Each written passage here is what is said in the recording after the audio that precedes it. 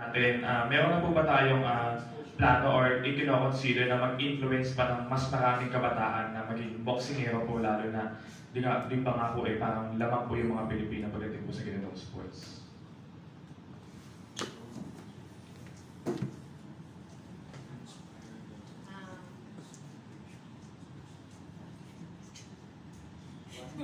Wala ka sa tapon po. Bali parang nakakonsider niyo po bang parang mag-influence pa ng mas maraming kabataan po na maging boxingero?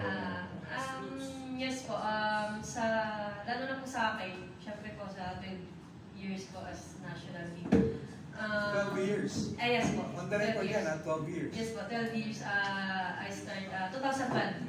2012 po ako pumasok sa team, and then yun nga po, siguro naman po marami pong kabataan na na-inspire po sa akin. And then sa lahat po ng kabataan, hindi lang po sa kabataan, sa mga atleta po, ang masasabi ko lang po is, hindi po kasi tayo pare-pareho ng tatahakan na landas. Like sa akin, sobrang tagal po yung,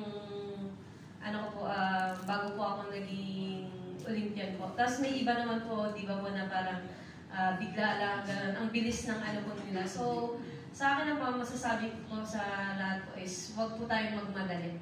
Sabi nga, in God's perfect timing po. And then, yun nga po, kung babalikan niyo po yung, lahat ng time na dadating na, like niyo po, parang ayaw mo na, gusto mo na sumuko, may mga ganun po, self-doubt, and then, bakit ang tagal yung mga ganong question sa sarili natin? Parang bumalik po tayo kung saan po tayo nanggaling. Maging grateful po muna tayo sa present, tsaka kung ano pong meron tayo. And isipin niyo rin po na lahat po ng nauuna natin, nauuna po sa atin, mapupunta din po tayo dyan. Huwag lang magmadali, parang sa proseso po lahat. And then, yun nga po, tiwala po sa sarili na lahat ng bagay po is, yun nga, may katapusan, at lahat ng pangarap natin, kung gugustuhin man po natin, ay kaya natin abutin. Yun nga lang po, mahirap lang po kung pangarap lang tayo ng pangarap. Sabayan po natin ang trabaho at dasal. Kasi po ako, hindi lang po ako nangarap Kasi kung nangarap lang siguro ako, wala, doon pa rin ako hanggang ngayon pangarap ko. Kasi bago po ako naging national team, yung totoo po is ordinaryong bata lang po ako. Yung magulang ko po is vendor lang, as in wala po kami, nakatira lang po kami sa, as in sobrang na lugar. And then, iyon nga po, parang naging motivation pa lang yung brother ko na nasa boxing po. Nung pinasok niya din po ako sa boxing, halos wala po lahat. Naglaro po ako ng National Open 2012. Yung damit ko lahat, halos hirap lang. Fighting shoes ko, uniform ko, lahat po yun. Sapatos ko, yung pagtakbo, halos hiram lang yun lahat. So yung sa akin ang tulis yung mouth guard. Yun lang yung binili ni kuya ko. So yun lang po yung meron ako nung pumasok po ako sa team. And then ayun nga po, ayaw pa ako payagan ng mama ko kasi babae nga po. Ayun. Thank you kay Sir Ed kasi pinilit niya si mama ko na papasukin ako sa team.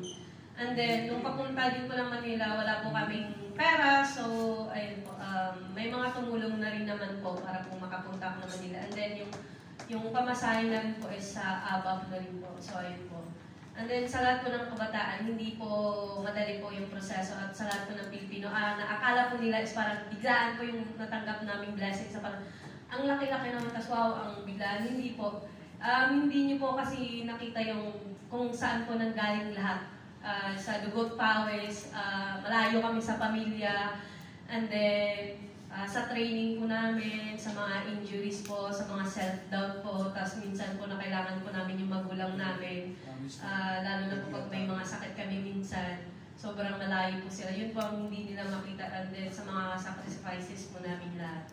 So, ayun po, hindi po siya madali, pero kung gugustuhin niyo po, sabayan po nga po ng dasal, tsaka work, and then, ayun, makukuha niyo rin po talaga yung pinapangarap niyo.